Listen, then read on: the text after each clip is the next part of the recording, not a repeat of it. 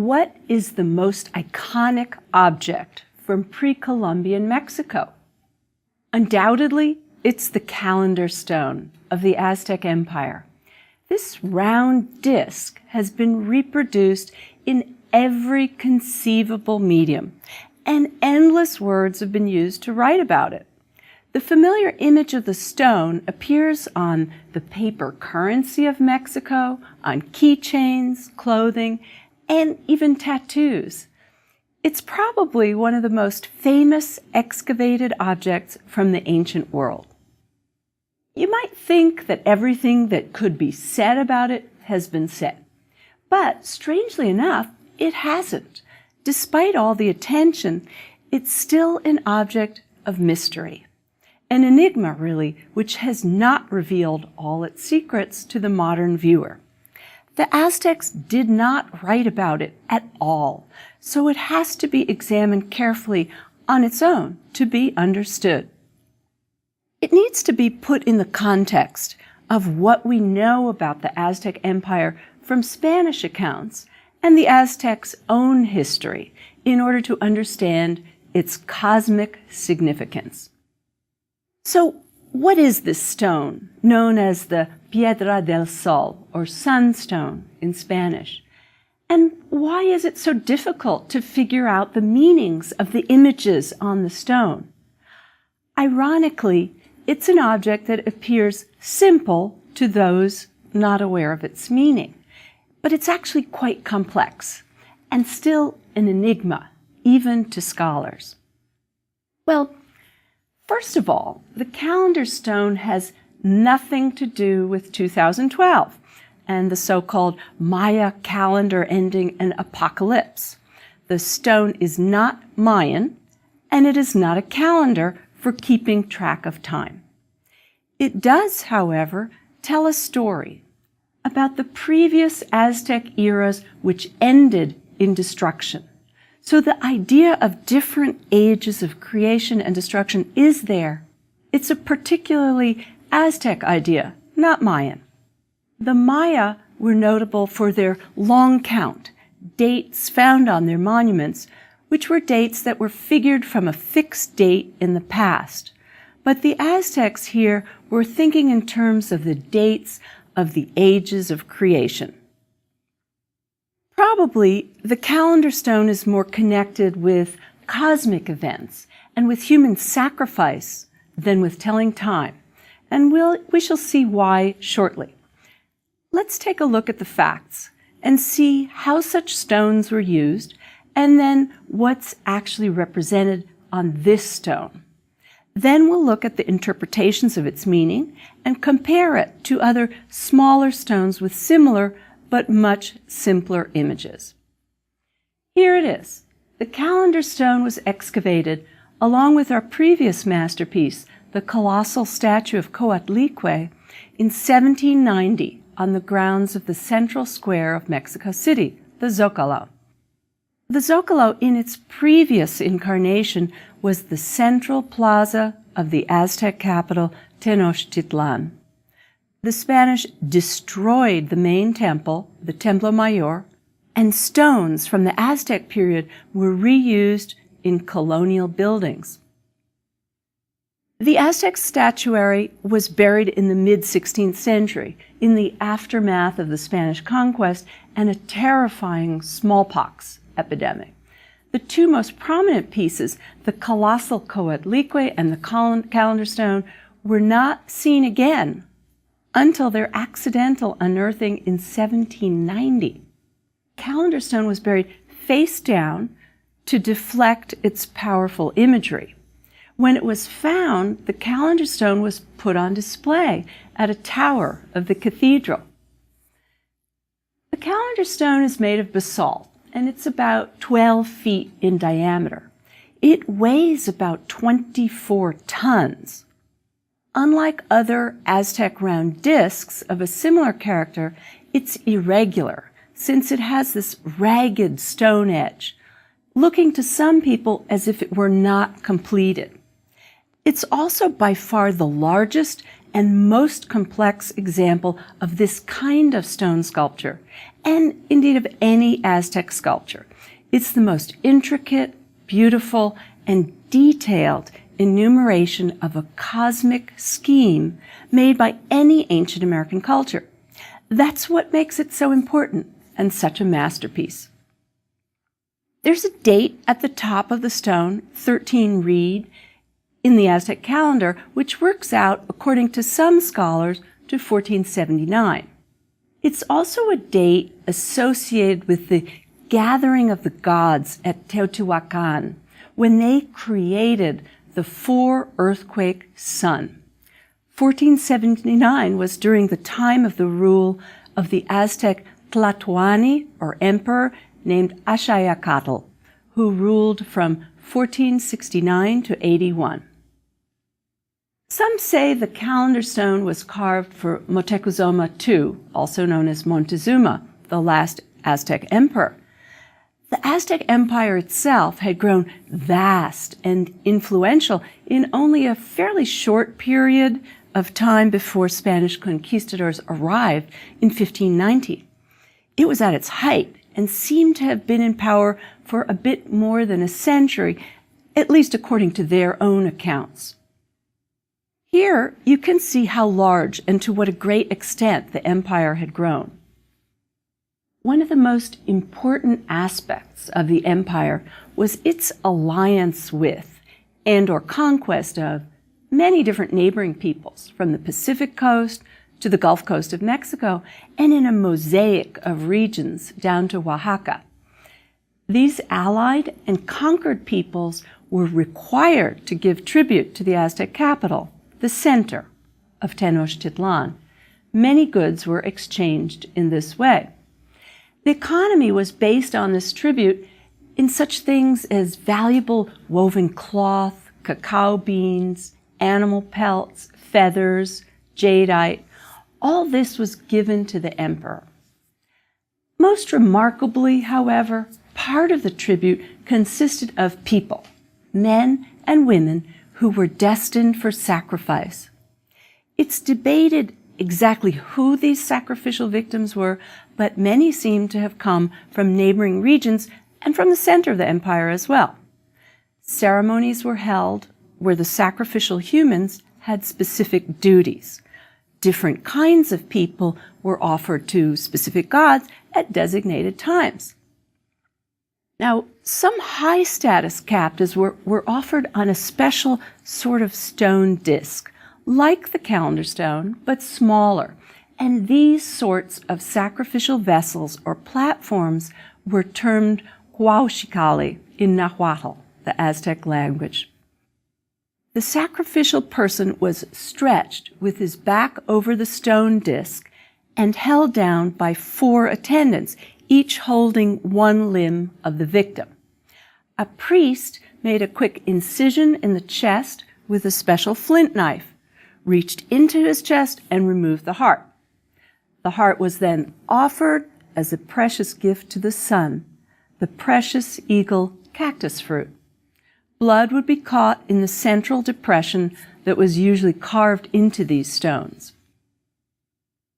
The large circular stones were set on the horizontal, as you can see from the Duran Codex illustration, and the calendar stone was most likely meant to be horizontal as well. We don't know if the calendar stone was used as an actual huauxicalli or just meant to look like one for symbolic reasons. There was also another sacrificial use for this shape of stone. One of the most interesting sorts of sacrifice was a kind of mock combat, a gladiatorial contest between a captured warrior meant for sacrifice and an Aztec warrior. The tribute warrior, or sacrifice, was tethered to a round disc of a stone, rather like the calendar stone, but smaller, usually with a hole drilled through the middle. The sacrificial warrior was given a weapon which consisted of a sort of wooden club or sword studded with feathers, rather ineffective. He then engaged in combat, obviously pretty limited by being tied to the stone, with another warrior who had a real weapon, a club as well, but this one was studded with sharp and cutting obsidian blades. This weapon was called a macahuitil, and it was capable of serious damage. You can imagine that this sort of combat was unfortunately pretty one-sided. While this may seem a bit shocking, remember that gladiator combats we are familiar with from Rome, for instance, did not involve great odds either, especially if a victim was set upon by hungry and crazed tigers or lions. This type of combat, remember, was also made to be a part of a religious rite, which must have legitimized the action even more. Plus, the viewing of such a bloody ritual certainly served to strike terror into the hearts of those who might oppose Aztec rule. Now, these are the possible symbolic associations for the shape of the calendar stone, but what seems to be most important is what is actually represented upon it. We have a series of carved concentric circles, some cut much deeper than the others. These bands are in turn divided into rectangular compartments with smaller motifs inside them. Let's start from the center. You see a sort of monstrous face which appears to have its tongue sticking out. This is not a tongue, but a sacrificial flint knife, just like the ones used by priests. We also see dots or beads below the neck, which have been interpreted as drops of blood. Large claws that seem to be extending from the face grasp human hearts. This blood and sacrificial imagery seems to imply that the face itself is of a god, one who has been decapitated and sacrificed. For over 200 years, scholars have not been able to agree on exactly what god this is meant to portray. It could be the sun god Tonatiuh, or the consuming earth monster Tlaltecuhtli, or a combination of them, or even some other deity. It could even be the night sun or the earth monster consuming the sun, an interpenetration of the sun deity and the earth deity. As we already know from the Coatlicue statue, the gods are often shown dismembered or as sacrificial victims. Perhaps the message is that the sun has fallen on the earth in a final cataclysm, as some think. The outline of the sign in which the face resides is the glyph for Nahui Olin, or for earthquake, the date of destruction of the present era. So this central image is of the fifth sun, meaning it's all about the destruction of the world and the end of the current era. This central image of the calendar stone has 4 flanges around the face, which are associated with the 4 previous eras of the Aztec cosmos. That central date, the final one that's given, is for earthquake. The smaller ones, starting on the right and going counterclockwise, these rectangles or flanges portray the dates of destruction of the previous eras. Here's one version of the story. The first sun, or era of creation, was called 4 Jaguar, 956 BC to 280 BC, supposedly. Giants who lived then were devoured by jaguars because they did not perform their duties to the gods. The next era, 4 Wind, was 364 years, and it had monkey men in some versions who were destroyed by hurricanes. 4 Rain, ruled by the water deity Tlaloc, ended when its denizens, who were near human beings, were destroyed by a rain of fire and supposedly eaten by turkeys. The last date is 4 Water, which was an era destroyed by a 52-year flood, and within which men drowned and maybe turned into fish. These are some pretty vivid and scarily specific cataclysms, and we've only looked at the very central part of the monument. This present creation began on 4 earthquake, or 1195 AD. Tonatiuh, the sun god, was created for this era. This creation was meant to be stable, and if blood sacrifice was made to the sun god, then it could possibly last forever. Constant, penitent sacrifice of blood to the sun was required for this era. So the symbolism we see here was all about the Aztec current era. They foretold that if the blood sacrifices ceased, the world would end in earthquakes, specifically the death of the sun on the day 4 earthquake. In the deeply carved background of the ring surrounding 4 movement, you can also see a few smaller date glyphs. The one at the top right shows the date 1 flint knife. We also see 7 monkey, 1 rain, and a headdress glyph. Now, we think that these dates refer to actual historical milestones in Aztec history. For instance, 1 flint may refer to the day that the Mexica tribe left their mythical homeland of Aztlan and set forth to found their new capital, Tenochtitlan. So we have a sort of historical record here as well. A ring of 20 day names circles the central image of the present creation. This is the Mesoamerican ritual calendar, which consisted of a 260-day cycle. It was called the Sacred Round, and that's what's depicted here. We see the day names start slightly to the left of the pointer above the central face. The first day is alligator or crocodile. The next to the left is wind. After that, house, lizard, serpent, death, deer, rabbit, water, dog, monkey, and so on. To the right, you can see the day's movement and flint knife depicted in miniature compared to their larger characters on the central face. This round of days was not meant to depict an actual date, but rather to represent the counting of time itself. In this 260-day ritual calendar, there were the 20 day names, interlocking with 13 numbers like interlocking gears.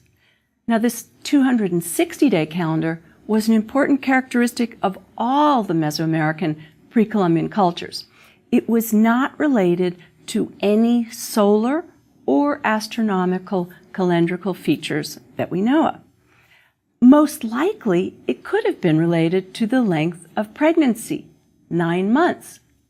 In fact, people were named after the day name of their birth in this ritual calendar. The next ring of carvings consists of a repeated design of 5 dots called a quincunx, which seems to represent preciousness, or maybe jadeite. Set upon this ring are 8 rayed emblems, which can be interpreted as rays of the sun. The next ring of images is obscure. They may have some representations of feathers, beads, and our blood, but it's really not clear.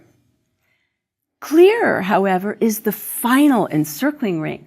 That consists of 2 thick fire serpents, or dragons, called Xucoatl.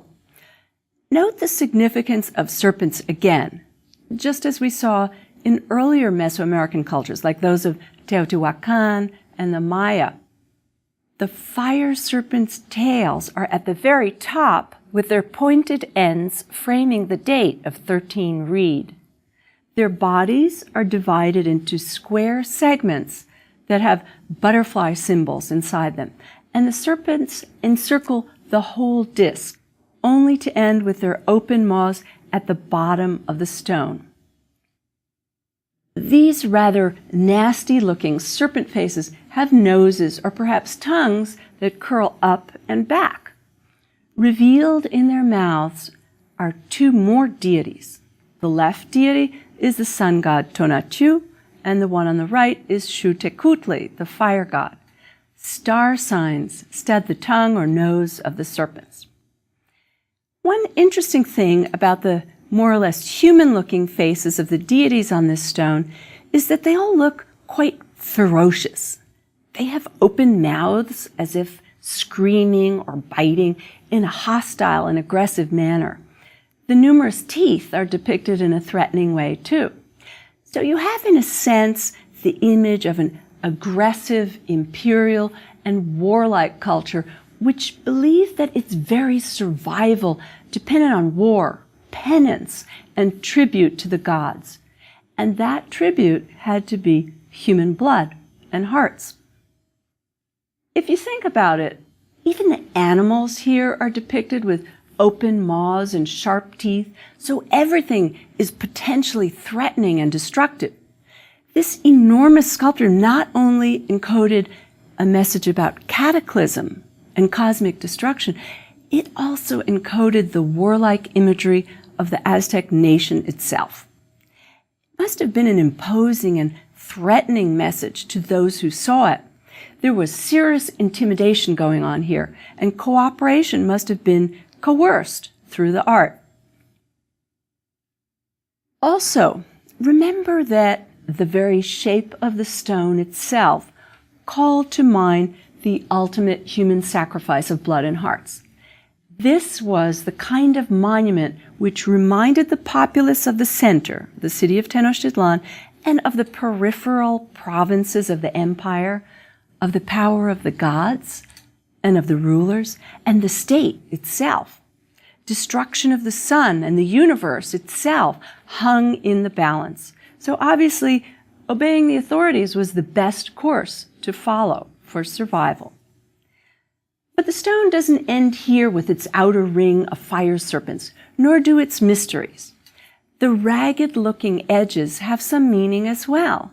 These unfinished-looking side areas depict the constellations or star demons, which cause the eclipses when they attack the sun. They are part of the Aztec cosmic mythology. Star demons were terrifying beings who were responsible for the eclipse of the sun and, by extension, the death of the sun and the earth itself. Eclipses were moments of terror for the populace. They interpreted them as the death of the sun. The only way to keep the sun moving in the sky was to feed it human hearts and blood. As we talked about earlier with the statue of Coatlicue, the gods sacrificed themselves in order to create the sun and the moon, and thus humanity was always in their debt. Now, let me explain that this stone was the greatest in its class. There were other examples, but smaller ones, of the Cuauhxicalli, or sacrificial stone. Probably the best and most interesting to look at is the stone of Tizoc. This stone was found buried in the Zocalo just a year after the calendar stone in 1791. Tizoc was the Aztec emperor who came after Axayacatl, and he wasn't very successful. He didn't last very long, just about 6 years, from 1481 to 86. However, his stone is a masterwork of propaganda and cosmic imagery. It sheds light on the meaning of the calendar stone. And when we compare them, we can see what a masterpiece and great accomplishment the calendar stone was. So here it is. You can see that this stone, which is proportionally thicker than the sunstone, has a much simpler design on its topmost surface. The rayed image is meant to be the solar disk, and it's very similar to the calendar stone, although much simplified. You'll note that there is a carved depression in the center, which was meant to hold the blood of sacrificed warriors. So it's likely that this stone was used as a Cuauhxicalli for sacred sacrifices. On the stone of Tizoc, the interesting part is actually represented on the thick sides. It's here that we find we have a sort of cross between a historical document and a religious one. There are 15 repeated images of Tizoc, carved in very sharply cut but fairly shallow relief on the surface. Tizoc is not shown as himself, but rather in the guise of a god. Tezcatlipoca, he of the smoking mirror, and or as the god Huitzilopochtli, the patron deity of the Aztecs. Tizoc is depicted conquering neighboring places in this repetitive motif in which he grasps the hair of the personified town and vanquishes it. In reality, Tizoc had a reputation as a bit of a coward, an unsuccessful ruler. The interesting thing about Tizoc's monument is that it combines historical events and places with the cosmic ones, just like the calendar stone. Tizoc is shown conquering or claiming to have conquered actual places like Xochimilco. On the surface of the sacrificial stone, we have the sun. On the underside, we have the earth monster. So Tizoc is depicted in the middle or earthly realm, holding apart the sun from the earth monster. This device gives the ruler a central role, not only in military expansion, but in cosmic terms, just like we saw in the Maya world with the Egyptians and the Indian and Indonesian stupas. The calendar stone is clearly a similar but even more significant Aztec monument, which functions on several levels at the same time. It combines some historical dates with the cosmic scheme of creation and destruction of the previous eras. It commands, in a sense, the continuation of sacrifices to the sun through its imagery. And it places all these variables in a mandala-like scheme of really great complexity. We still don't understand everything about it. So great is the content and information depicted. Whatever the final exact interpretation of the calendar stone is, we can take away from it some interesting knowledge about Mesoamerican culture and its relation to the cosmic scheme of the universe and the deities. When you recall that the deities are often depicted as sacrificed or dismembered at the moment of death, you may ask why this should be so. What was it about this culture which caused it to believe in extreme penitential suffering, auto-sacrifice, and human sacrifice as a debt to the gods? And what effect might it have had on the art of Mexico today? Perhaps the sacrificial theme is really about controlling the populations of the empire through terror and intimidation. You can imagine that seeing as many as 1,000 sacrificial victims having their hearts torn out on the top of a temple and seeing their heads displayed on a skull rack had to have had a strong effect on coercing cooperation. This sort of activity was like ruling with terror, and probably few societies have done it on this scale. If you recall, the Assyrian reliefs depicted similar types of fates for war captives. They showed impalement, flaying, or beheading. Now, these sorts of illustrations of deeds had a powerful effect and served a similar purpose to that of public human sacrifice, but they were less visceral than seeing an actual sacrifice. When it comes to the art of Mexico after the conquest, and even today, you can see the effects of the Aztec heritage. The depiction of gods at death or in the aftermath of gory sacrifice probably had some influence in how they saw and depicted the images of Catholicism. In Mexico and elsewhere in Latin America, the sufferings of Christ are usually depicted in a more realistic and almost brutal manner than in much of European painting and sculpture. They show it with lots of blood, suffering, and physical pain emphasized. The penitential aspect of religion is more important there. When I visited as a child, and you can still see this today, I was so impressed because people made the pilgrimage to the cathedrals, particularly to the Virgin of Guadalupe, by walking on their knees, sometimes for many, many miles. Some bear large wooden crosses on their backs So the requirement of personal suffering for the sake of piety has not disappeared. The ubiquity of skulls in Mexican art today is another influence of pre-Columbian culture.